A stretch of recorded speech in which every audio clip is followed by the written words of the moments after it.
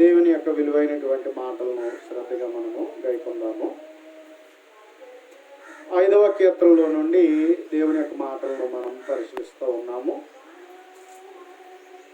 కాబట్టి దేవుని సన్నిధిని నిలవలేనటువంటి వారు ఎటువారై ఉన్నారు అనే విషయాన్ని దావీదు తెలియచేస్తూ 7వ వచనంలో ఈ రీతిగా తెలియచేస్తూ ఉన్నాడు.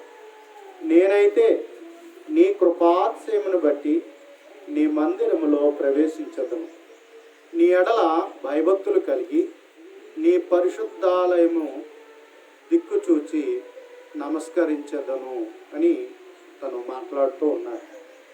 కాబట్టి దావీదు దేవుని యొక్క నీతిలో నిలబడుచు ఆయన చిత్తానుసారంగా జీవించాలని తను ఏం చేస్తున్నాడు అన్నట్లయితే తను మాట్లాడుతున్నటువంటి మాటలను బట్టి మనం ఆలోచించగలిగినప్పుడు నేనైతే అని చెప్తూ దావీదు అంటున్నాడు, నీ కృపాతిశయమును బట్టి నీ మందిరములో ప్రవేశించదును అని చెప్తున్నాడు.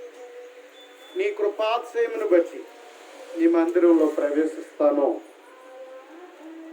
అంటే దేవుడు అనుగ్రహించే కృప, ఆయన దయ, ఆయన ప్రేమ ఏదైతే ఉందో దానిని బట్టి నీ మందిరంలో ప్రవేశిస్తాను అని చెప్తున్నాను. నిజమే, దేవుని సన్నిధిలో మనం ప్రవేశించడానికి ఏ పాటి వాళ్ళము, మనకి ఏముందని దేవుని సన్నిధికి వచ్చి ఆయన ఎదుట నిలబడగలం, మనకున్నది ఏ పాటిది కూడా దేవుని ఎదుట లెక్కలోనికి రా, ఏది కూడా దేవుని లెక్కలోకి రా. ఒకవేళ ఏదైనా లెక్క చేసుకుందామని చెప్పుకున్నా అది మన ఎదుట ఒకవేళ మనం అనుకుంటున్నట్లుగా ఒకవేళ సరిపోతుందేమో, కానీ దేవుని ఎదుట నిలబడడానికి మనకున్నది ఏ పాటిది.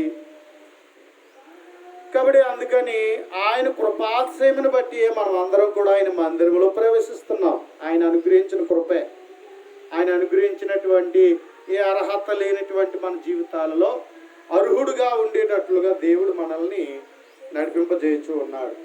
అందును బట్టి దేవుడిచ్చిన అవకాశాన్ని బట్టి మనము ఆయన మందిరములో ప్రవేశించే వారమై ఉన్నాం. కాబట్టి దావీదు అంటున్నాడు, నేనైతే నీ కృపాతిశయమును బట్టి నీ మందిరంలో ప్రవేశించదు. నేను దేవుడు నీకు నాకు ఏ విధంగా అవకాశం ఇచ్చాడో, అర్హత ఇచ్చాడో దానిని బట్టి మనం ఎప్పుడూ కూడా దేవునికి మహిమార్థంగా కృతజ్ఞతగా దేవుని మందిరంలోనికి మనం రావాల్సిన వారమై ఉన్నాం.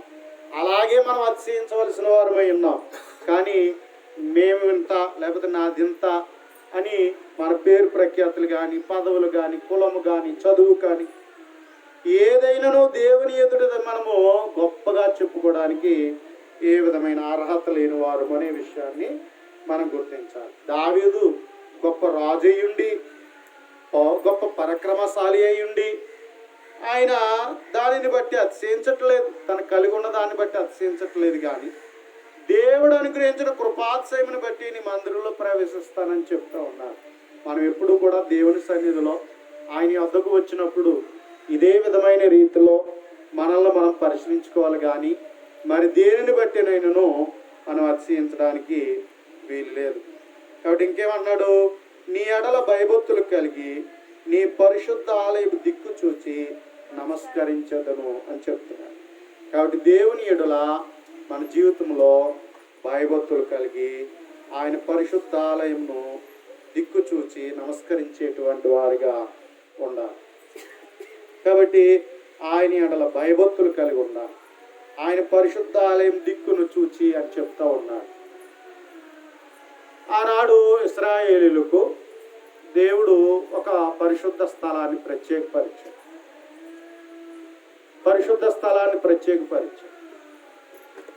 ఆ ఆలయముతో వారు వెళ్ళి దేవుణ్ణి వారు ఏం చేయాలంటే ఆరాధించాలి.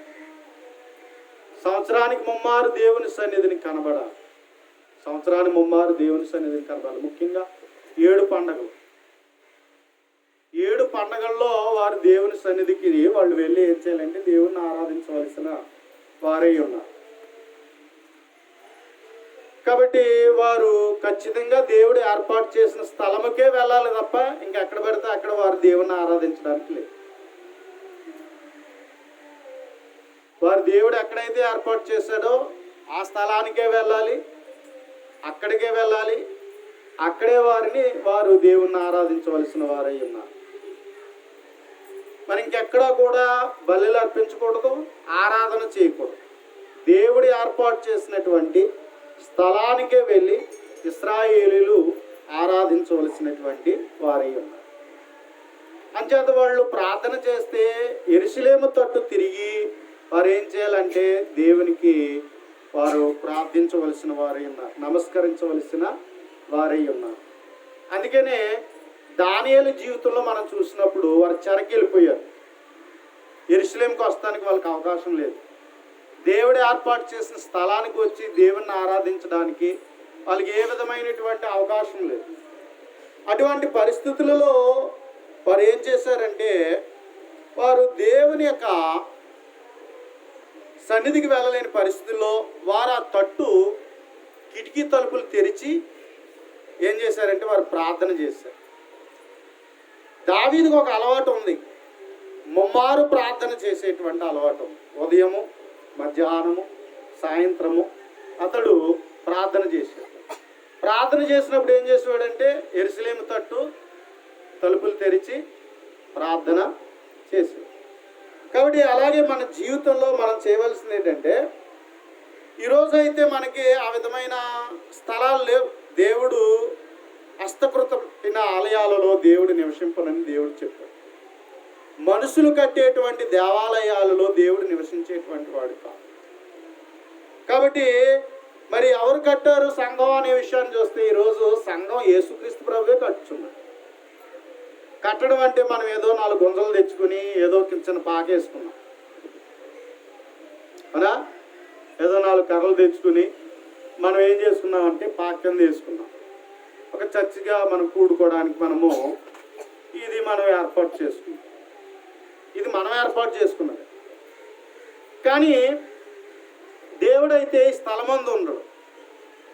దేవుడైతే ఈరోజు క్రీస్తు రక్తం చేత ఎవరైతే కడగబడ్డారో, సజీవమైన రాళ్ళగా ఎవరైతే మలచబడ్డారో, క్రీస్తు పునాది మీద ఎవరైతే కట్టబడుచున్నారో వారితో మాత్రమే ఎవరుంటారు అన్నట్లయితే తండ్రి అనేటువంటి దేవుడు. ఈరోజు దేవుడు స్థలాన్ని కోరడం లేదు, కానీ ఈరోజు మనల్నే కోరుతున్నాడు.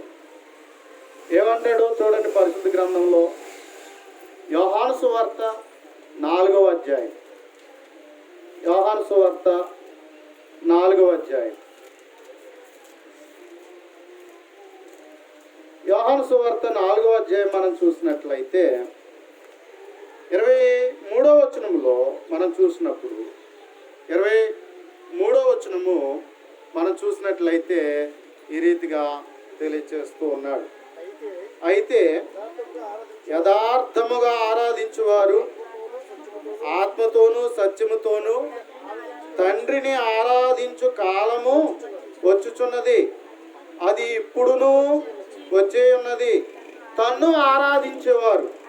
ఆరాధించేవారు అట్టివారే కావాలనని తండ్రి కోరుచున్నాడు అని చెప్తున్నాడు.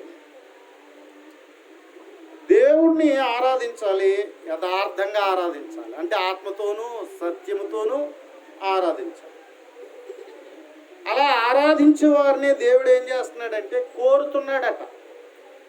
భూమి మీద అటివారిని దేవుడు కోరుచున్నాడు అనేటువంటి విషయము మనకి దేవుని గ్రంథం తెలియచేయబడుచు.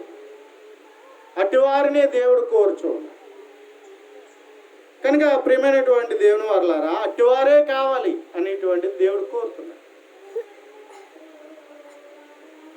ఇంకెవరిని ఆయన కోరడంలే. ఆయన ఎలాంటి వారిని కోరుతున్నాడు? యథార్థంగా ఆరాధించాలి, ఆత్మతోనూ సత్యముతోనూ ఆరాధించాలి. అట్టివారే కావాలని దేవుడు కోరుతున్నాడట. ఈరోజు అలా ఆరాధించేవారు ఉన్నారా లేదా అని దేవుడు వెతుకుతున్నాడు. ఎందుకంటే ఆకాశం నుండి దేవుడు నరులను పరిశీలిస్తున్నాడు. ఎలా పరిశీలిస్తున్నాడు? వివేకము కలిగి దేవుణ్ణి వెతుకువారు కలరేమో అని ఆకాశము నుండి నరులను పరిశీలిస్తున్నాడు. 14వ కీర్తన 2వ వచనం ప్రకారం వివేకము కలిగి దేవుణ్ణి వెతుకువారు కలరేమో, వివేకము కలిగి దేవుణ్ణి వెతుకువారు కలరేమో అని ఆకాశము నుండి దేవుడు ఏం చేస్తున్నాడు అన్నట్లయితే ప్రియమైన వారలారా, నరులను పరిశీలిస్తాం. అంటే దేవుడు వివేకంగా ఎదగాలంట. దేవుణ్ణి అమాయకంగా, అజ్ఞానంగా, అవివేకంగా దేవుని వెదకడం దేవునికి ఇష్టమో లేదు. కాబట్టి ఏం కావాలి? ఈరోజు దేవుడు ఏం కోరుచున్నాడంటే, వివేకము కలిగి దేవుణ్ణి వెతుకువారు కలరేమో అని ఆయన ఆకాశము నుండి నరులను పరిశీలిస్తున్నాడు. కనుక ప్రియమైనటువంటి దేవుని వారలారా, అందుకని ఆయనకు తగినట్లుగా మనం ఏం చేయాలంటే ఆయన ఆరాధించేవారిగా ఉండాలి. అంటే దేవుడు వెతికేటట్లుగా మనం ఏం చేయాలంటే వెతకాలి. అంటే మనము దేవుని యొక్క సంఘముగా కూడుకోవాలి. దేవుని యొక్క సంఘముగా కూడుకోవాలి. ఆయన కోరిన సంఘముగా మనం కూడుకోవాలి. అంతేకాకుండా ఆయన కోరేటువంటి ఆరాధనను దేవునికి యథార్థంగా సమర్పించాలి. అలా సమర్పిస్తూ ఆయన సన్నిధానంగా మనం అందరము నిర్మితం కావాలని, కట్టబడాలని కోరుతున్నాడు. కాబట్టి నిన్ను నన్ను కట్టేది ఎవరో తెలుసా? యేసుక్రీస్తు ప్రభు. చేర్చుకునేవాడు ఆయనే, వృద్ధిపరిచేవాడు ఆయనే, క్షమాభివృద్ధినిచ్చేవాడు ఆయనే. కాబట్టి మనము చక్కగా ఆయన సన్నిధిలో వర్ధిల్లేటట్లుగా మనల్ని దీవించేవాడు ఆయనే, ఆత్మీయంగా బలపరిచేవాడు ఆయనే. కాబట్టి అందుకని ఆయనకు తగినట్లుగా మనల్ని మనం ఏం చేసుకోవాలి? ఆయనకు అప్పచెప్పుకోవాలి. కాబట్టి ఆయన సంఘముగా మనం ఉండాలి. కానీ పాత నిబంధనలో అయితే, పాత నిబంధనలో స్థలము ఉంది, కానీ ఇప్పుడు స్థలము కాదు, మనల్ని దేవుడు కోరుతున్నాడు. అందుకే మీరు దేవుని ఆలయమై ఉన్నారు అన్న. మనమే దేవుని ఆలయం, మనమే ఆయన సన్నిధిగా కూడుకోవాలి. ఎక్కడ ఇద్దరు ముగ్గురు నా నామమును కూడి ఉందరో వారి మధ్యన ఉంటాను అని చెప్తారు. కాబట్టి దేవుడు మనతో ఉండేటువంటి వాడు. కాబట్టి మరి దావీదైతే ఏమంటున్నాడు అన్నట్లయితే, ఇదిగో నీ ఎడల భయభక్తులు కలిగి నీ పరిశుద్ధ ఆలయం దిక్కుడు చూచి నమస్కరించదని అన్నాడు. కానీ ఈరోజు మనం దేవుని సన్నిధి ఎక్కడ ఉన్నది అన్నట్లయితే, ఇదిగో దేవుడు ఉండే చోట ఆయన సన్నిధిగా నువ్వు నేను నడుచుకోవాలి. ఆయన పిలిచినట్లుగా పిలువబడాలి. ఆ పిలుపుని కలిగి ఉండాలి, ఆ ఏర్పాటును కలిగి ఉండాలి. అలాగే మన జీవితంలో దేవుని సన్నిధిగా నడుచుకోవలసినటువంటి వారమై ఉన్నాం. కనుక ఈరోజు దేవుడు హస్తకృతములైన ఆలయము కానీ, దేవుడు ఒక ప్రత్యేకమైన పుణ్యస్థలము కానీ భూమి మీద దేవునికంటూ లేదు. కొంతమంది మనుషులు అలా నమ్ముచున్నారు, కొంతమంది అలా భ్రమపడుచున్నారు. ఇంకా యెరూషలేము దేవుడు కోరుకునే స్థలం అనుకుని ఇంకా ఆలోచిస్తున్నారు. కానీ యెరూషలేమునందైనను ఈ పర్వతం మీదనైనను తండ్రిని ఆరాధింపరు అని సమరయ స్త్రీకి యేసు ప్రభు చెప్పాడు. ఏమండి, ఇంకా మనం అక్కడికి వెళ్ళి అక్కడికి ఏదో వెళ్తే అక్కడికి ఏదో మనకు వస్తుంది అనుకుంటే మనం పొరపాటు. కాబట్టి ఈరోజు మనము యెరూషలేములో స్థాపించబడిన సంఘానికి రావాలి. యెరూషలేములో స్థాపించబడిన సంఘం ఆదిమ సంఘం. ఏమండి, యెరూషలేములో స్థాపించబడింది ఆదిమ సంఘం. అపోస్తల కార్యాలు 2వ అధ్యాయం ప్రకారంగా ఆదిమ సంఘం ఎప్పుడు స్థాపించబడింది అన్నట్లయితే, ఇదిగో అపోస్తుల ద్వారా, ప్రభువైన యేసుక్రీస్తు ద్వారా, అపోస్తుల ద్వారా సంఘం స్థాపించబడింది. అటు సంఘానికి, ఆదిమ సంఘానికి మనం సభ్యులుగా జీవించవలసిన వారమై ఉన్నాం. కాబట్టి ప్రియమైన వారలారా, ఆ విధంగా క్రీస్తు యొక్క సంఘముగా నువ్వు నేను కూడా ఎప్పుడు కూడా అటువైపే మన మనసు ఉండాలి తప్ప మరి ఏ విధమైన రీతిలో ఉండడానికి వీల్లేదు.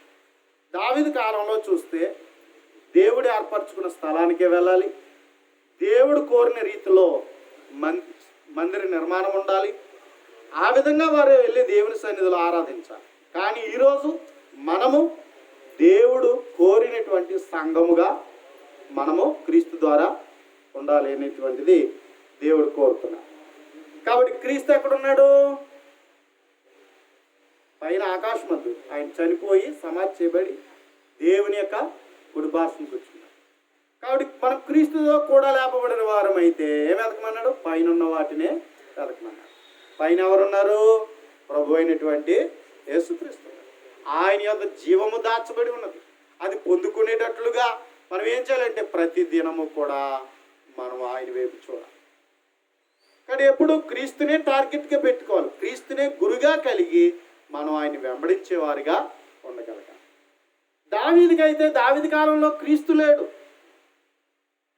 వారికి భౌతిక ఒక ఛాయారూపకమైన క్రీస్తు యొక్క ఛాయారూపకమైన గుడారం మాత్రమే ఉంది. అందుకని వారు గుడారం వైపు చూశారు.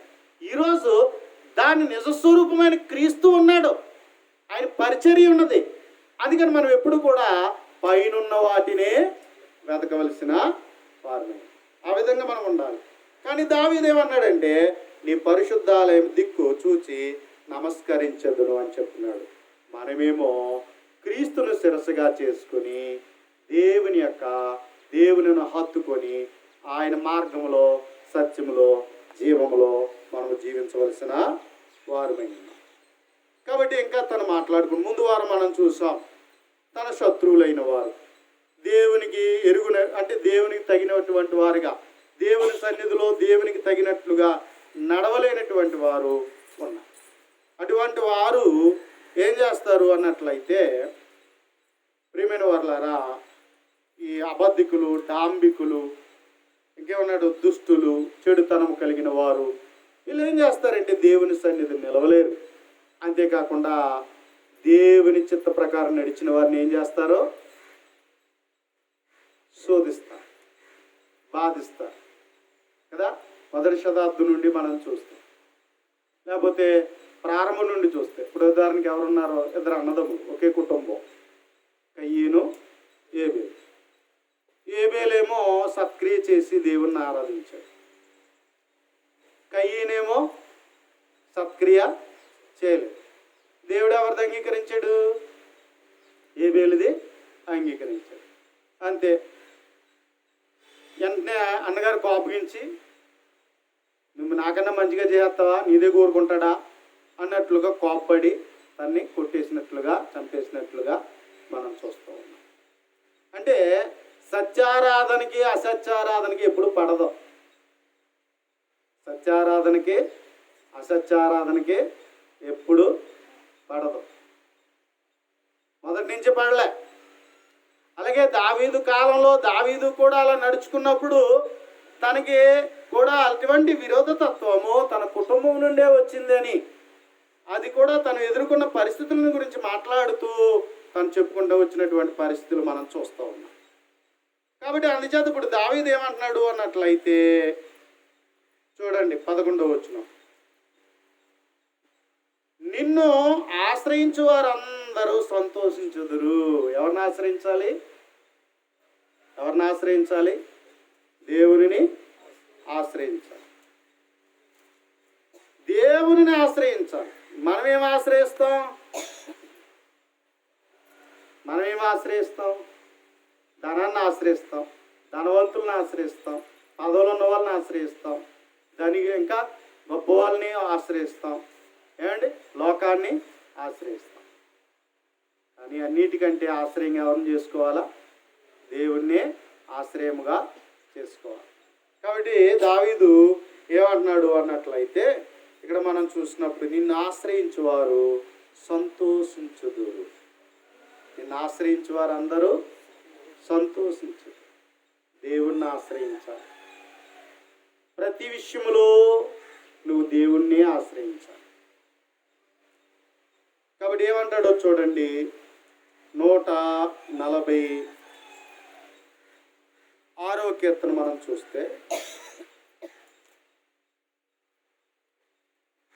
146వ కీర్తన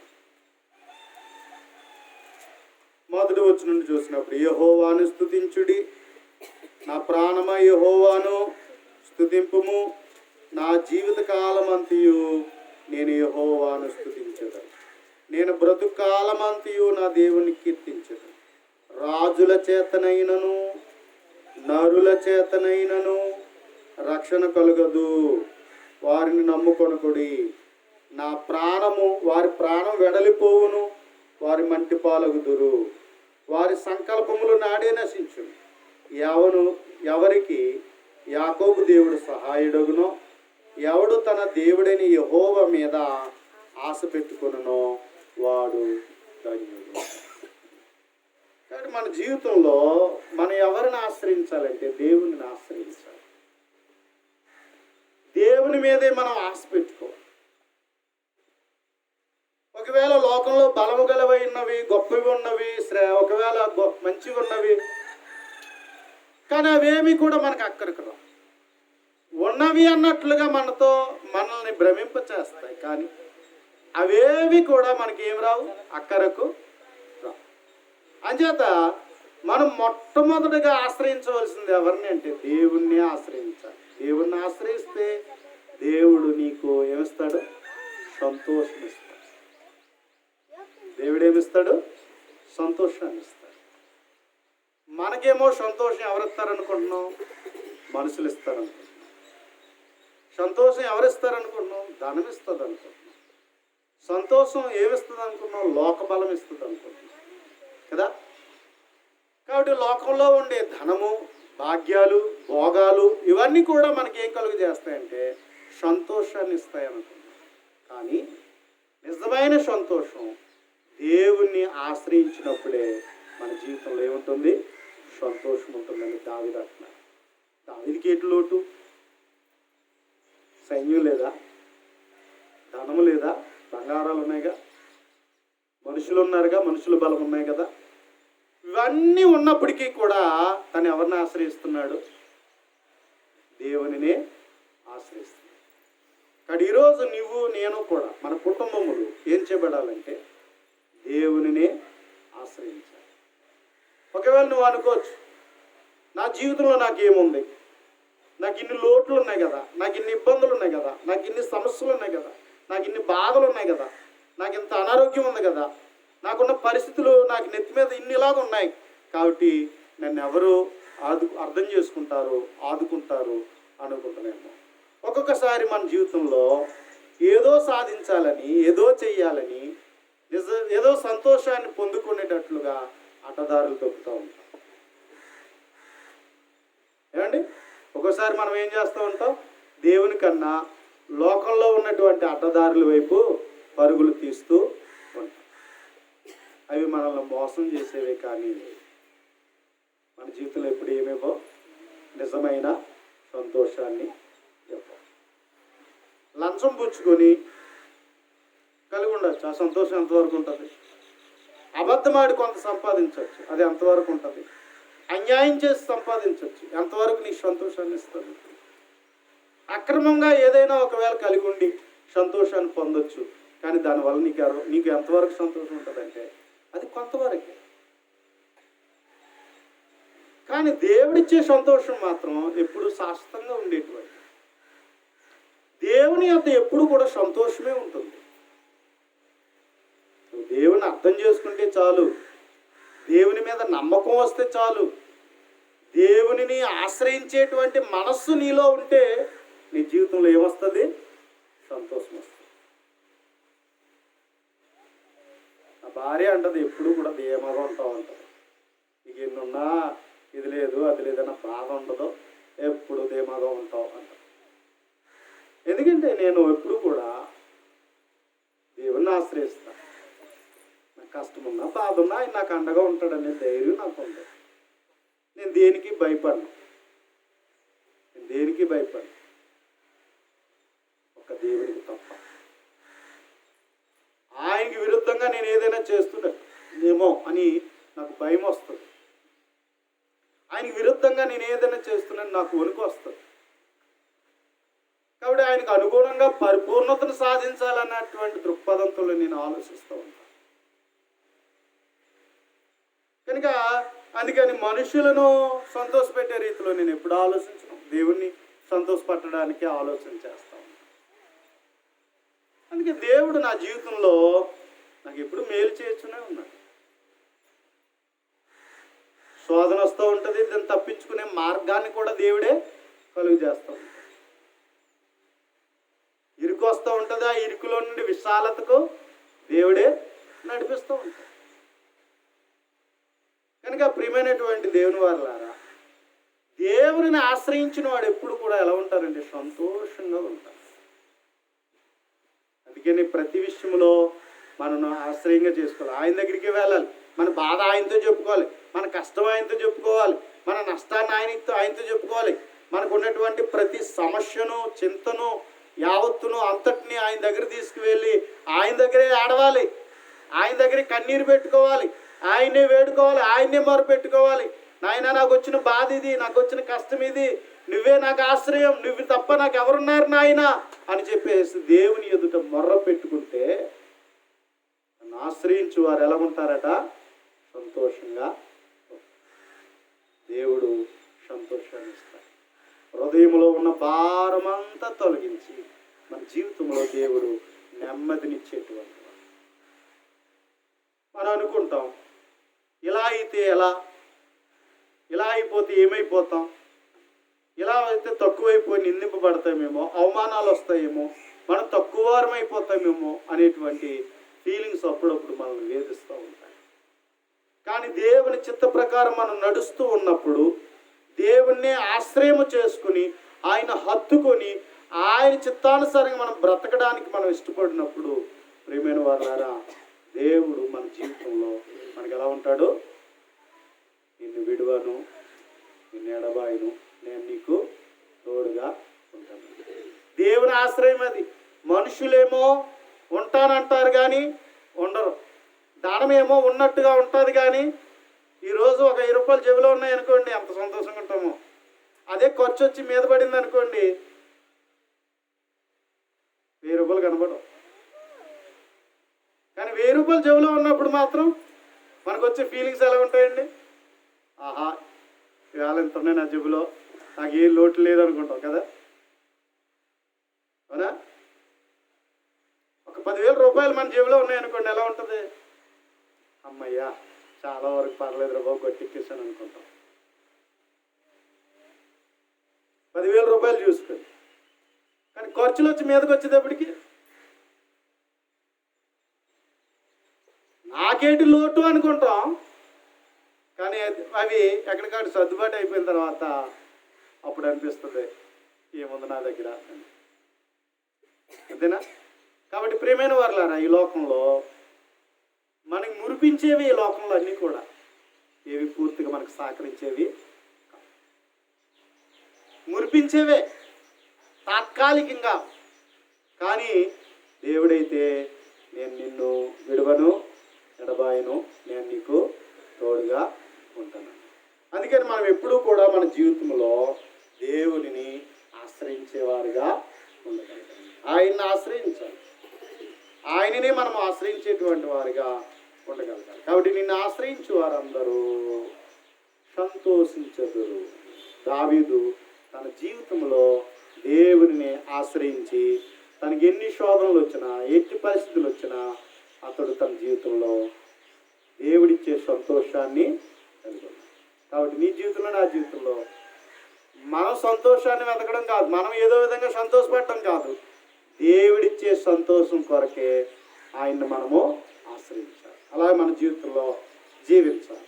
ఇంకేమన్నాడు? నీవే వారిని కాపాడుదు గనుక వారి నిత్యము ఆనంద ధ్వని చేదురు. దేవుణ్ణి ఆశ్రయిస్తే దేవుడే ఏం చేస్తాడట? కాపాడేవాడిగా ఉంటాడు అని చెప్పాడు. నీవే వారిని కాపాడుదు గనుక వారు నిత్యము ఆనంద ధ్వని చేదురు. దేవుడు మనల్ని కాపాడేటువంటి వాడు, దేవుడు మనల్ని కాపాడేటువంటి వాడు.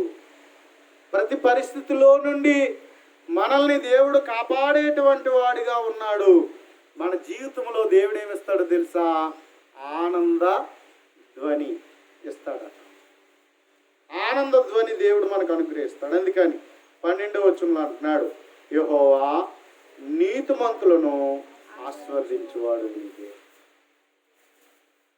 లోకం అంటది ఎలాగైతే ఎలా బతుకుతావురా, అవసరాన్ని బట్టి అబద్ధం, మోసం, దొంగతనం, ఏమండి కొన్నిసార్లు అన్యాయము, అక్రమము కూడా చేయాలంటది లోకం.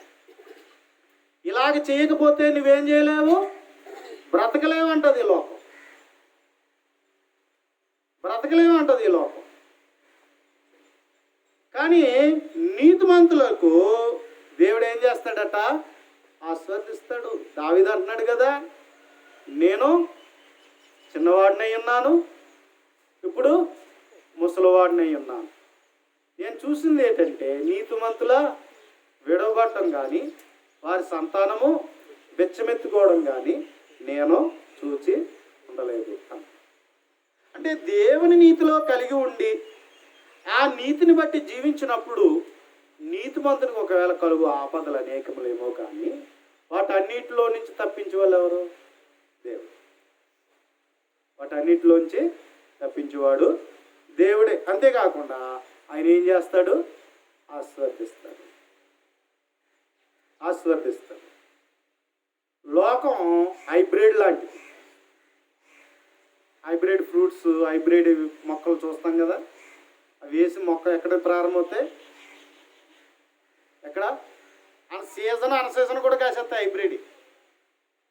అది మొక్కయిగానే సంవత్సరం లోపు పంట స్టార్ట్ అయిపోవచ్చు, లేకపోతే నెలల్లోనే పంట స్టార్ట్ అయిపోవచ్చు. ఎక్కువ పంట కూడా ఇవ్వచ్చు, కానీ ఏముండదు? రుచి ఉండదు, టేస్ట్ ఉండదు, ఆరోగ్యం ఉండదు వాటి వల్ల. కానీ దేవుడు కలుగుగాక అని దేవుడు నాటాడే, వాటి జాతి ప్రకారంగా మొక్కలుగాను దేవుడు మొలకెత్తించాడే.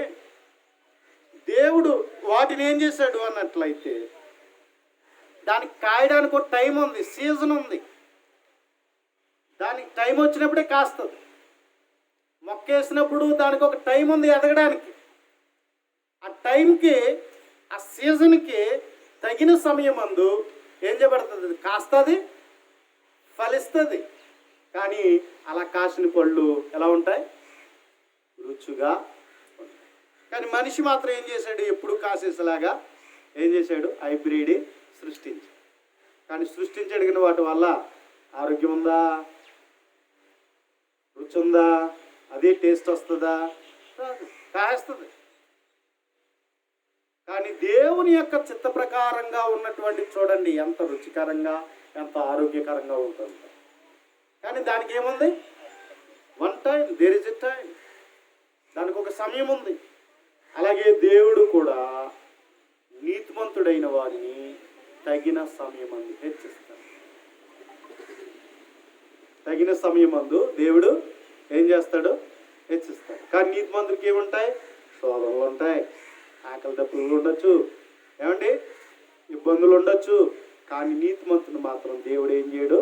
వీడువాడు. ఏం చేస్తాడు? ఆయన ఆశీర్వదిస్తాడు.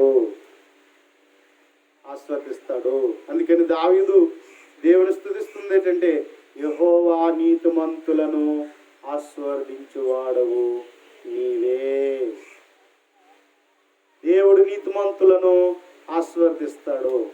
ఒకవేళ నువ్వు అనుకుంటున్నామో, నా నీతి ఏమైపోయింది, ఎంతో నమ్మకంగా ఉన్నానే, నేను ఎంతో బాధ్యతగా ఉన్నానే, అయినా నాకేంటి కష్టాలు, అయినా నాకేంటి బాధలు, నేను దేవుని మాటకే లోబుగడ నీతికి నిలబడ్డాను కదా అని ఒకవేళ నువ్వు అనుకోవచ్చు. అయ్యో నా భర్త నీతిమంతుడే, లేకపోతే నా భార్య నీతిమంతురాలే, మేము నీతిగానే నిలబడ్డాం, అయినా కష్టాలు మాకే వస్తున్నాయి, శోధనలు మాకే వస్తున్నాయి, ఇబ్బందులు మాకే వస్తున్నాయి, మేము ఎంత కష్టపడినా ఎలా ఉంటుందన్నట్లయితే బెత్తుడిగానే ఉంటుంది, కానీ ఏమీ ఎదగలేని స్థితిలో ఉన్నది ఏంటి అని చెప్పేసి, గొర్రె తోక ఎలా బెత్తుడిగా ఉన్నదో మా స్థితిగతులు చూసినా మేము ఎంత కష్టపడినా, మీకు ఎంత ఉన్నా మాకు ఎలా ఉన్నది? బెత్తుడిగానే ఉన్నది అని ఒకవేళ దుఃఖపడుతున్నావేమో, బాధపడుతున్నావేమో. కానీ దేవుడు అంటున్నాడు, నీతిమంతులను దేవుడు ఏం చేస్తాడు? ఆశీర్వదించువాడు నీవే అన్నాడు. తగిన సమయం అందు దేవుడు ఏం చేస్తాడు? హెచ్చిస్తాడు. దేవుడు హెచ్చిస్తాడు. కాబట్టి ఆ సమయం కొరకు మనం ఎలా ఉండాలి? అప్పుడు వరకు మనం దేవుడు హెచ్చించే వరకు ఎలా ఉండాలి? ఓర్పు ఉండాలి. విశ్వాసం ఉంటే సరిపోదు. విశ్వాసాన్ని కొనసాగించడానికి కావలసిన ఏముండాలి? ఓర్పు ఉండాలి. విశ్వాసం ఉంటే పరీక్ష ఉంటుంది. విశ్వాసం ఉంటే ఏముంటుంది? పరీక్ష ఉంటుంది. ఆ విశ్వాసానికి పరీక్ష వచ్చినప్పుడు ఆ పరీక్షలో పాస్ అవ్వాలి. అబ్రహాము విశ్వాసి, కానీ ఎన్ని పరీక్షలు వచ్చాయి తన జీవితంలో? తన కొడుకునే ఇచ్చామన్నాడు దేవుడు. దేవుడిచ్చాడు. ఏమండి 25 సంవత్సరాలు ఇంచుమించు 100 సంవత్సరాలు వృద్ధాప్య దశలో దేవుడు పిల్లల్ని ఇచ్చాడు, కుమారుని ఇచ్చాడు. ఇచ్చి మరలా దేవుడు ఏమంటున్నాడు? మురిపంగా సంతోషంగా చక్కగా తన బిడ్డను ఎదుగుతున్నప్పుడు దరిదాపు 10 సంవత్సరాలు పైబడి వయసు వచ్చిన స్థితిలో దేవుడు అడుగుతున్నాడు, కుమారుని తీసుకొచ్చి మొరియా పర్వతం మీద బలిగా అర్పించమన్నాడు. లేక కలిగిన కొడుకు, ముద్దు మురుకుముతో పెంచుకుంటున్నటువంటి కొడుకు ఇచ్చే అన్నాడు దేవుడు. దేవుడే ఇచ్చేయమంటున్నాడు. ఏమనాలి అబ్రహాం? ఎన్ని మాటలు అనాలి దేవుణ్ణి? ఏం దేవా, నువ్వు ఇంతకాలం నేను ఓపిక పెట్టి ఇంత చూస్తే ఇలా ఇచ్చిన కొడుకును నువ్వు ఏం చేసుకుంటావు? మరలా ఇచ్చేయమంటావా? బలిగా అర్పించమంటావా? ఇది నాకు తగునా? ఈ వయసులో నేను భరించగలనా అని తనేమనాలి? సనుక్కోవాలి. యాక్చువల్గా దేవుణ్ణి దూషించాలా, కానీ విశ్వాసంలో ఏమి లేదు, తనకి మూర్ఖత్వం లేదు.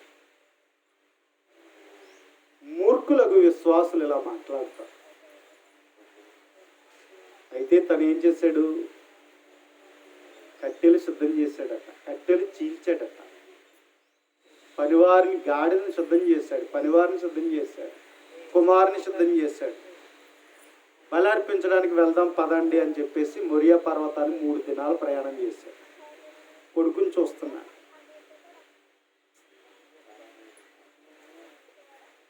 ఏదైనా జరుగుతుందంటే మనం తట్టుకోగలమా? విలవెల్లా ఆడిపోతుంది ప్రాణం. 3 దినాలు ప్రయాణం చేసినప్పుడు కొడుకుని చూస్తే ఎంత దుఃఖం రావాలి? కానీ ఎవరికి కనిపించట్లేదు. దేవుడు చెప్పినట్లుగా ఇవ్వాలని తను వెళ్ళిపోతున్నాడు. ఎందుకో తెలుసా? ఎందుకు అంతలా నమ్మాడో తెలుసా? ఎందుకు అంత ధైర్యంగా ఉన్నాడో తెలుసా? నీ సంతానం ఎలా ఉండునని దేవుడు చెప్పాడు. ఈ ఒక్కడిని కాదు, దేవుడు చెప్పాడు నాకు ఎలా ఇస్తానన్నాడు? ఇస్కరేణుల వలె ఇస్తానన్నాడు, ఆకాశపు నక్షత్రాల వలె ఇస్తానన్నాడు. మరి మాట తప్పే దేవుడు కాదు కదా ఆయన. మాట తప్పేవాడు కాదు కదా. నాకున్నది ఒకటి చేసిన ఒకటిలో నుంచి అనేకమైనవి చేసేవాడు. అది తన నమ్మకం. ఒకవేళ దేవుడు ఇస్సాకు వలనే నీ సంతానం అనబడును అన్నాడు. మరలా దేవుడు ఇస్సాకు వలనే నీ సంతానం అనబడును, ఇస్సాకుని అలా దీవిస్తానని చెప్పాడు. మరి ఇంత చెప్పిన దేవుడు మాట మారుతాడా? తనకు ఒక నమ్మకం ఉన్నది, తనకు ఒక ధైర్యం ఉన్నది. ఒకవేళ అర్పించేసిన మృతులలో నుండి తిరిగి లేపగలిగిన వాడికి. షారా స్త్రీ ధర్మాన్ని కోల్పోయాను, పిల్లలు పుట్టే పరిస్థితి లేదు, నవ్వుకుంటే దేవునికి అసాధ్యమైనది ఏదైనా ఉందా అంటున్నాడు. కనుక ప్రియమైన వారులారా, దేవుడు చెప్పిన మాటను నమ్మి తను ఏం చేశాడు అన్నట్లయితే ఆ విధంగా ధైర్యంతో తను వెళ్ళిపోతున్నాడు. ఎందుకంటే దేవుడు చెప్పింది చేస్తాడు. ఆ విశ్వాసంతో తను ఏం చేశాడంటే దృఢపరుచుకుని, ధైర్యం తెచ్చుకుని, దేవుడు చెప్పినట్లుగా ఇవ్వాలని దేవుడు తను నిర్ణయించుకుని తను ఏం చేశాడంటే ముందడుగు వేశాడు. తన దాసులను ఇక్కడే ఉండండి, మేము అర్పించి వచ్చేదాం అంటాడు. అక్కడ మీరు చదువుకోండి. వస్తామంటున్నాడు, వస్తాను అనలేదు, వచ్చేదము అన్నాడు. తనకు ఒక కాన్ఫిడెన్స్ ఉంది, మరలా నా కొడుకుతో నేను వస్తాను. దేవుడేమో ఇచ్చేయమన్నాడు, నేను తిరిగి ఆ ఇస్సాకుతో వస్తానని చెప్తున్నాడు, వచ్చేదేమో అని చెప్తున్నాడు. పని వెళ్తూ ఉన్నారు, మొరియా పర్వతం ఎక్కుతూ ఉన్నారు. ఆ మొరియా పర్వతమే కలవరి కొండ. ఇప్పుడు అంటే భవిష్యత్తులో క్రీస్తును బలియాగం చేయబోతున్న దృశ్యాన్ని అక్కడ చూపిస్తున్నాడు. కట్టెలెత్తుకుని వెళ్తున్నాడు ఇస్సాకు, యేసుక్రీస్తు సిలువెత్తుకుని వెళ్ళాడు.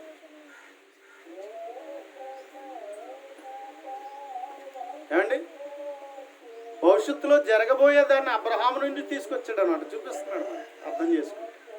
ఒరియా పర్వతం అంటే కలవరి పర్వతమే, కలవరి కొండే. కాబట్టి కట్టెలు ఎత్తుకుని వెళ్ళిపోతున్న సమయంలో తండ్రి అడుగుతున్నాడు, కొడుకు అడుగుతున్నాడు, నాన్న మనం ఎప్పుడైనా దానబలి అర్పించినప్పుడు ఏం పట్టుకెళ్ళాం? కట్టెలు, అగ్గి, మరి ముఖ్యంగా బలిపశువుని పట్టుకెళ్ళాం. మరి ఏది బలిపశువు ఏది నాన్న అంటే, యెహోవా చూచుకో. నువ్వేరా బలి అంటలేదు, తీసుకెళ్తా కూడా నువ్వేరా అని చెప్పట్లే. కానీ ఏం చేస్తున్నాడు అన్నట్లయితే, ఇస్సాకును తీసుకువెళ్తూ అలా మాట్లాడుతున్నప్పుడు కూడా ఏడుపు వచ్చేయాలి అసలు, కానీ నీళ్ళు ఆగవు అసలు. ఆ మాట చెప్పడానికి కూడా కంగారు వచ్చేది, పట్టేసుకుని కౌగులించుకుని ఏడ్చేయాలి అసలు. ముసలోడు ఒకటి, ముసలితనం మంది ఉన్నాడు, అసలు తట్టుకోలేని వయసు, అన్ని ఎంత ధైర్యంగా ఎంత దృఢంగా తను ఉన్నాడో ఒకసారి ఒక విషయాన్ని ఆలోచించి. కానీ తను ఏం చేశాడు అన్నట్లయితే, దేవునికి ఇచ్చేటట్లుగా తను తీసుకుని వెళ్ళి, ఇంచుమించు 16 సంవత్సరాల వయసు ఉంటుంది ఇస్సాకు. 16 సంవత్సరాల వయసు ఉంటే ఆ కొడుకుని తీసుకువెళ్ళి తాళ్ళు అన్నీ చేసి ఇస్సాకును కడుతున్నప్పుడు ఇస్సాకు ఏమనాలి? ఏంటి నన్ను కట్టేస్తున్నావు ఏంటి, తండ్రి నన్ను కట్టేస్తున్నావు ఏంటి, నువ్వేరా బలిపశువు అంటే? నీకేమన్నా పిచ్చి ఎక్కిందా ఏంటి? దేవుడి మీద పిచ్చెక్కి మరి ఇంకా ఎక్కువగా నువ్వు చేస్తున్నట్టున్నావు, చిచ్చి నువ్వు పోతాను అన్న పోవాలి అసలు. యాక్చువల్లీ మనమైతే అలాగంటాం. నీకేమైనా పిచ్చి పెట్టిందా? నీకేం మతి లేదా? నువ్వేం చేస్తున్నావు తెలియలేదా? నీకు దేవుడి పిచ్చెక్కి ఏం చేస్తున్నావు నీకు తెలియదు అని నానా విధములైనటువంటి మాటలు ఎవరనే ఒక మనమైతే అనేస్తాం. కానీ ఇస్సాకు మాట్లాడతలే. కారణం ఏంటో తెలుసా? బాల్యం నుండి దేవుని గురించి చెప్పాడు, విశ్వాసంలో పెంచాడు. కాబట్టి నాన్న నేనే బలిపశువు అయితే ఐఎమ్ రెడీ అని తను కడుతున్నప్పుడు అలాగే ఉండి తను ఏం చేశాడు అన్నట్లయితే, కట్టెల మీద పరుండు పెట్టాడు, చెయ్యెత్తేసాడు. కానీ దేవుడు అంటున్నాడు, అబ్రహామా. కనుక ప్రియమైనటువంటి దేవుని వారలారా, ఇలాంటి విశ్వాసానికి కలిగే పరీక్షలో మనం ఏం చేయాలా? మరణ దశ వరకు కూడా, ఓటమి దశ వరకు కూడా దేవుని మీద నమ్మకంతో వెళ్ళాలి. నీ జీవితంలో మరణమే ఎదురై ఉండొచ్చు, ఆ మరణం కూడా దశలో కూడా దేవుడు చెప్పినట్లుగానే చేయగలగాలి. నింద వచ్చినా సరే అలా భరించాలి, అవమానం వచ్చినా సరే అలా భరించాలి, కష్టం వచ్చినా సరే అలాగ భరించాలి. భరించగలమా? సరుగుతున్నామా? సంశయిస్తున్నామా? మన విశ్వాసానికి ఎన్నో పరీక్షలు ఎదురవుతుంటాయి. నీకు ఇష్టంగా ఏదైతే ఉందో ఆ ఇష్టమైన చోటే దేవుడు నీకు ఏదైనా కష్టం పెడితే దేవుని దూషించే స్థితికి వెళ్తున్నాయేమో చూసి. ఎంతో ఇష్టంగా ఉన్న తన కుమారుని ఒక్కగానొక కుమారుని అర్పించడానికి వెనుదీయలేదే అబ్రహాం. మన పరీక్ష కూడా అలాంటి పరిస్థితి వస్తే ఏం చేయాలి? మన ఇష్టాన్ని కూడా చంపుకొని దేవునికి తగినట్లుగా మన విశ్వాసం నిలబెట్టుకునే స్థితిలో ఉండగలం. కాబట్టి ప్రియమైన వారలారా, నీతివంతమైన జీవితంలో పరీక్షలు ఉంటాయి. విశ్వాసానికి ఏముంటుందంటే పరీక్ష ఉంటుంది. అయితే ఆ పరీక్ష ఓర్పుతో కొనసాగించాలి. ఓర్పుతో కొనసాగిస్తే నువ్వు జయిస్తావు. అది దేవుడు నీలో నాలో కోరుకున్నాడు. కానీ హృదయం పడేటువంటి బాధ, మానసికంగా నలిగిపోయే స్థితి అది ఎవరికి కనిపిస్తుంది. ఒంటి మీద ఉన్న పై దెబ్బలన్నా చూపించవచ్చేమో కానీ మనసుకు కలిగేటువంటి ఆ పరీక్షలో, ఆ హృదయం పడే పరితాపంలో, పడే దుఃఖంలో, వేదనలో అది ఎవరికి తెలియదు, దేవునికి ఒక్కడికి తెలుసు. మరి కనుక మన హృదయాంతరంగాలు పరీక్షించే దేవునికి తగినట్లుగా మన విశ్వాసం కనపరిస్తే మనం ఎంతో ధన్యులం. కాబట్టి అదే దేవుడు మనలో కోరుతున్నటువంటి. కాబట్టి దావీదు అలాగున కొడుకు చేత తరం పడుతూ దిక్కులేని వాడై ఇలాగ తను ఎన్నో ఇటువంటి పరిస్థితుల్లో ఉన్నప్పుడు తను ఏమంటున్నాడు అన్నట్లయితే దేవుణ్ణి ఆశ్రయంగా చేసుకున్నాడు, దేవుని మీదే తన ఆశ పెట్టుకున్నాడు, దేవుని కొరకే ఎదురు చూస్తున్నాడు. కాబట్టి అందుచేత తను ఒకటే చెప్తున్నాడు, ఇన్ని కష్టాల్లో కూడా తను చెప్తుంది ఏంటంటే, నిన్ను ఆశ్రయించు వారందరూ సంతోషించరు, నీవే వారిని కాపాడదు కనుక నిత్యము ఆనంద ధ్వని చేయుదురు, యెహోవా నీతిమంతులను ఆస్వర్దించువాడవు నీవే అనేటువంటి విషయాన్ని తెలియచేస్తూ ఉన్నాడు. ఇంకా మనం చూసినట్లయితే కేడముతో కప్పినట్లు నీవు వారిని దయతో కప్పెదవు అన్నాడు. కేడం అంటే ఒక డాలు లాంటిది, కానీ అందులో పెద్దది. ఎంత పెద్దది అన్నట్లయితే శిరస్సు మొదలుకొని అరికాల వరకు ఉండేటువంటి ఒక వెడల్పైనటువంటి పల్లెము లాంటిది, లేకపోతే ఒక లోహముతో తయారు చేయబడినటువంటి పెద్ద డాలు వంటిది.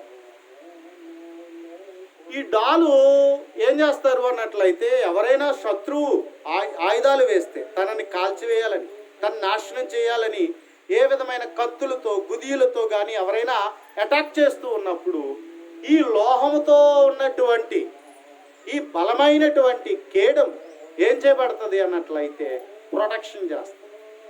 అంటే వచ్చినటువంటి బాణమైన దేని గుచ్చుకుంటుంది? ఒకవేళ ఎవరైనా కత్తులు విసిరినా, ఏమండి ఖడ్గాలు విసిరినా, వీటి విసిరినా, ఏ విసిరినా, ఎంత బలమైన ఆయుధమైనా సరే ప్రొటెక్షన్ చేసేది ఏంటి? కేడం. అలాగే దేవుడట మనకి దయతో కప్పుతాడు. అంటే నీకు వచ్చే కష్టము, నష్టము, బాధ, సమస్యలు, ఇబ్బందులు ఏవైనా ఒకవేళ నీ జీవితంలో ఉన్నట్లయితే నీవు ఆయనను ఆశ్రయంగా చేసుకుంటే దేవుడే నిన్ను కప్పేవాడు. దేవుడే నిన్ను కప్పేవాడు. దేవుడే నిన్ను కప్పేవాడు. అందుకని దేవుడు నిన్ను విడిచిపెట్టేవాడు కాదు. అందుకే నిన్ను ఏమంటున్నాడు ఆయన? నిన్ను గురించి నేను చింతిస్తున్నాను. నీదే బాధ అనుకుంటున్నావేమో, నా బాధ ఎవరికి అర్థం కాదనుకుంటున్నావేమో, కానీ దేవుడు అన్నాడు నీ గురించి నేను చింతిస్తున్నాను. అందుకే మంచి మాట దేవుని గ్రంథంలో చూస్తే పేతురు రాసినటువంటి మొదటి పత్రిక 5వ అధ్యాయము 8వ వచనం. పేతురు రాసినటువంటి మొదటి పత్రిక 5వ అధ్యాయము మనం చూసి 7వ వచనం. ఆయన మిమ్మును గూర్చి చింతించుచున్నాడు కనుక మీ చింత యావత్తు ఆయన మీద వెయ్యుడి అన్నాడు. దేవుడు ఏం చేస్తున్నాడట? సర్వసాధారణంగా మన బాధలు ఎవరు పంచుకుంటారో తెలుసు, కన్నవాళ్ళు పంచుకుంటారు కదా. ఎక్కువగా మనల్ని ప్రేమించి మన తోబుట్టువులు బాధపడుతూ ఉంటారు. కొన్నిసార్లు మన ముఖ్యమైన స్నేహితులు ఎవరైతే ఉన్నారో వారు మనల్ని అర్థం చేసుకుంటారు. అయ్యో వీడికి ఇలాంటి బాధ వచ్చిందే, వీడికి ఇలాంటి కష్టం వచ్చిందే అని చెప్పేసి ఏం చేస్తారు? వాళ్ళు బాధపడమే కాదు, ఏం చేస్తారు? సహాయం కూడా చేస్తారు. అంతే కదండి, సహాయం కూడా చేస్తారు. కానీ దేవుడు అంటున్నాడు ఇక్కడ మనం చూసినట్లయితే అంటున్నాడు కదా, ఆయన మిమ్మును గురించి చింతించుచున్నాడు. చింత అంటే ఏంటి? మనసులో పడే బాధ, కృంగుదల, నిరాశ, నిస్పృహ. ఏంటి? మనలో మనం పైకి చూపుకోలేక మనలో మనం కుమిలిపోతామే, మనలో మనం నలిగిపోతామే, అవునా? మనలో మనము కృంగిపోయే, మనలో మనము నలిగిపోయేటువంటి బాధ ఉంటుందిగా. ఆ బాధను పట్టించుకున్నవాడు ఎవరో తెలుసా? దేవుడు. అందుకే ఆయన అంటున్నాడు ఆయన మిమ్మును గురించి ఏం చేస్తున్నాడు? చింతించుచున్నాడు కనుక నీ చింత యావత్తు ఏం చేయమన్నాడు? నీ చింత యావత్తు ఆయన మీద వెయ్యుడి. ఏం చేయాలి ఇప్పుడు? దేవుని మీద వేయాలి. నీ పనుల భారం, నీ భారము యెహోవా మీద మోపుము.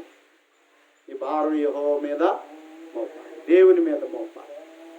నీ కష్టం నీదే అనుకోకు. నిన్ను భరించేవాడు ఉన్నాడు, నిన్ను అర్థం చేసుకునేవాడు ఉన్నాడు, నీకు సహాయం చేసేవాడు ఉన్నాడు. ఆయన దేవుడు. కాబట్టి నీకున్న ప్రతి సమస్యలో నిన్ను అర్థం చేసుకోగలిగిన వాడు ఆయన ఒక్కడే. అందుకని నువ్వేం చేయాలి? ధైర్యముతో కృపాసనమునొద్దకు వచ్చి, ఇదిగో నేను కనికరం పొందగలిగేటువంటి అవకాశం ఉన్నది, నేను దయ పొందగలిగే అవకాశం ఉన్నది, ఇదిగో దేవుడు నన్ను ఆదుకుంటాడు, ఆదరిస్తాడు, బలపరుస్తాడు అని మనం ఏం చేయాలంటే ధైర్యంగా ఎవరి దగ్గరికి రావాలి? దేవుని దగ్గరికి రావాలి. ఏదున్నా సరే ఆయన మీద మోపు, ఆయన మీద వేయి. ఆయన భరిస్తానని చెప్తున్నాడు, ఆయన సహాయం చేస్తానని చెప్తున్నాడు. అందుకని దేనిని గురించి ఏం చేయకూడదు అన్నాడు?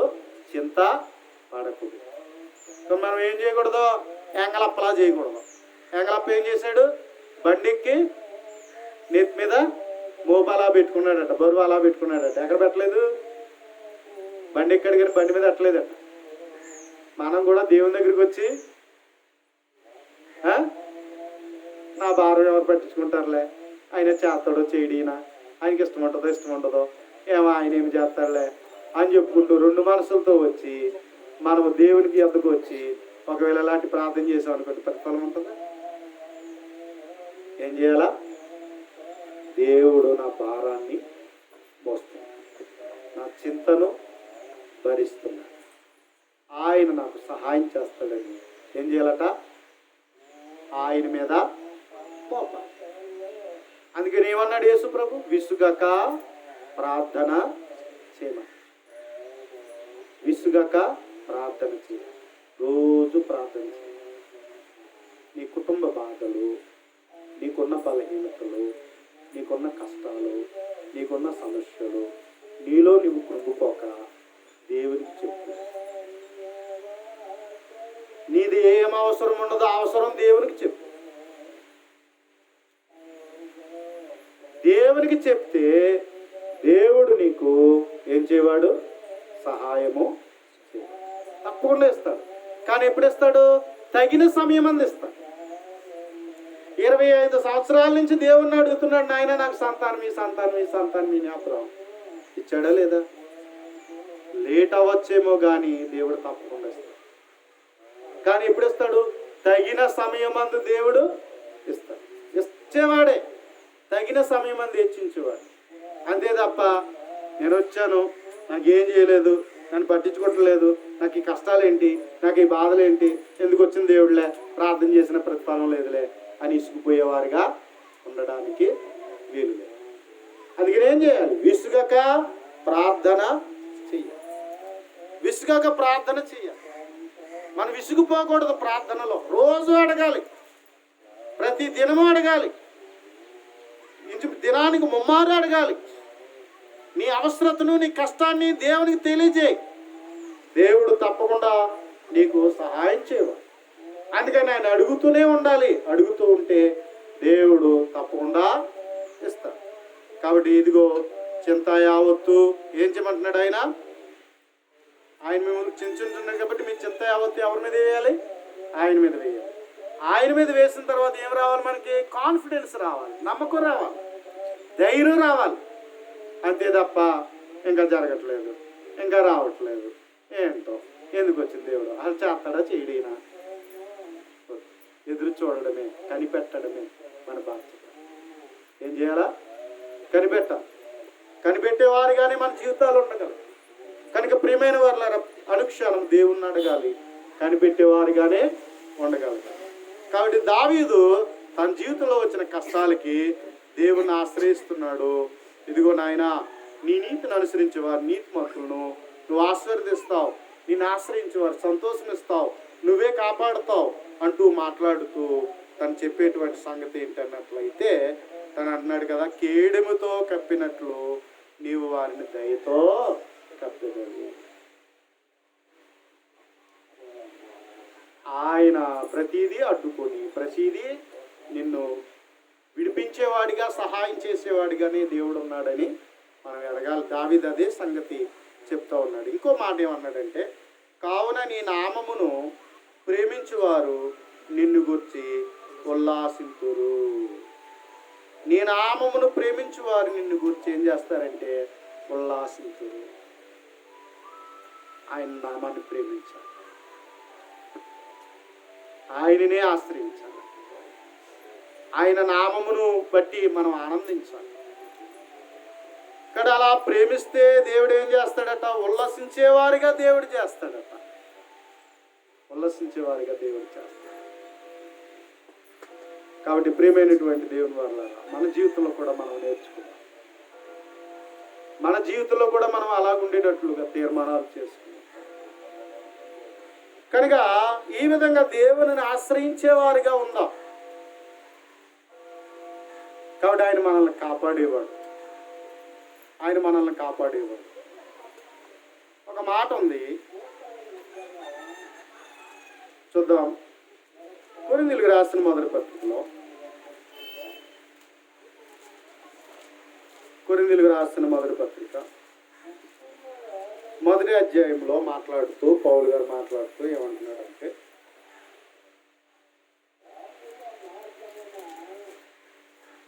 8వ వచనం, మొదటి అధ్యాయం 8వ వచనం, మన ప్రభు అయిన యేసుక్రీస్తు దినమందు మీరు నిరపరాధులై ఉండునట్లు అంతము వరకు ఆయన మిమ్మును స్థిరపరుచును. మన ప్రభు అయిన యేసుక్రీస్తు అను తన కుమారుని సహవాసమును మిమ్మల్ని పిలిచిన దేవుడు నమ్మదగినవాడు. ఏమండి? కాబట్టి ప్రియమైన వాళ్ళారా, మన ప్రభు అయిన యేసుక్రీస్తు దినమందు మనం నిరపరాధులై ఉండునట్లుగా, మనం ఏదేమో అపరాధులుగా చేయాలని ఎవడు చూస్తున్నాడు? సాతానుడు చూస్తున్నాడు.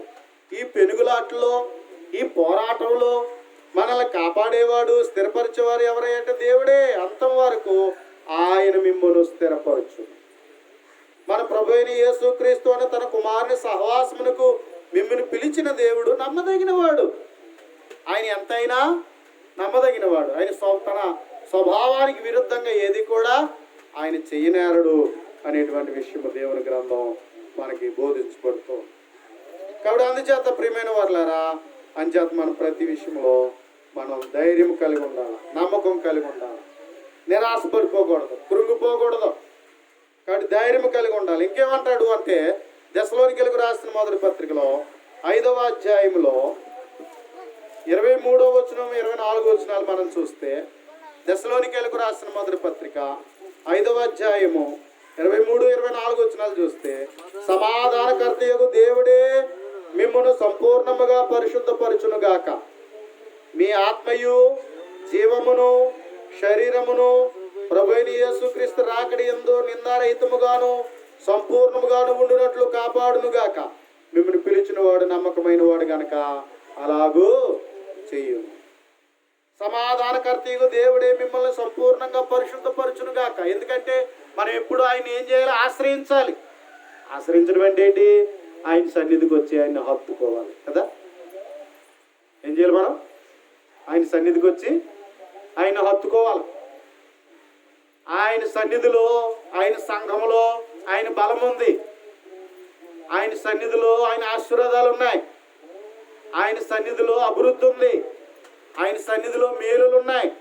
ఆయన సన్నిధిలో వెలుగుంది. కాబట్టి దేవుడు మనల్ని ఆయన ఆశ్రయించినప్పుడు దేవుడు మనల్ని ఏం చేసేవాడు? ఆయన కాపాడేవాడు. అంతే తప్ప మనం దేవుని సన్నిధి రాకుండా దేవా నన్ను కాపాడంటే ఎలా కాపాడుతాడు? మనం ప్రార్థన చేయకుండా దేవా నన్ను కాపాడంటే ఎలా కాపాడుతాడు?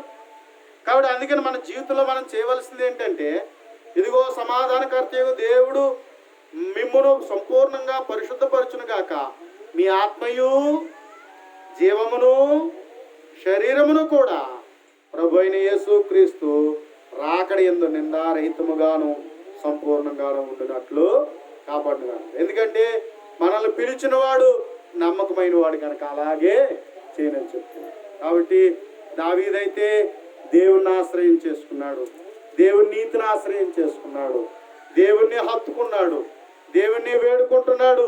ఇదిగో దేవుడే అతని పక్షముగా ఉండి అతన్ని తలెత్తాడు, అతన్ని దీవించాడు, అతన్ని ఆశీర్వదించాడు, అతన్ని కాపాడాడు.